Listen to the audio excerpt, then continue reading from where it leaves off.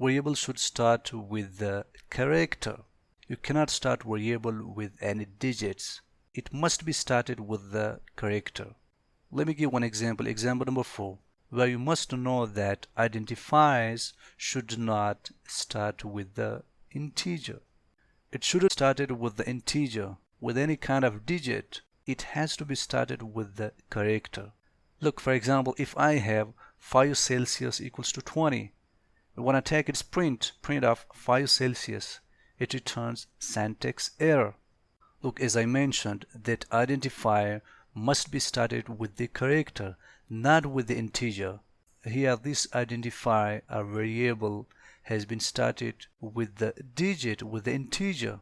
If I have 5 Celsius equals to 20, and when I take the print of 5 Celsius, it returns syntax error.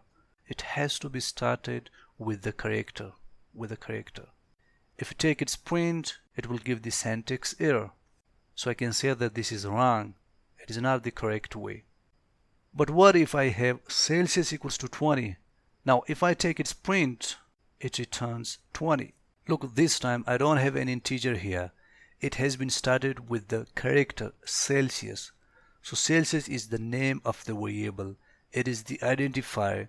It is the placeholder where it holds this piece of information. What kind of information? 20 in the computer memory. This information 20 has been stored with the name of the Celsius. It is the variable name.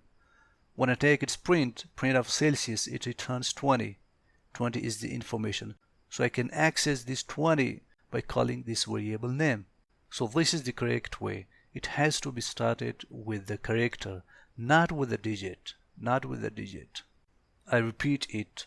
Always keep this point in your mind that never start any identifier or variable with any kind of integer.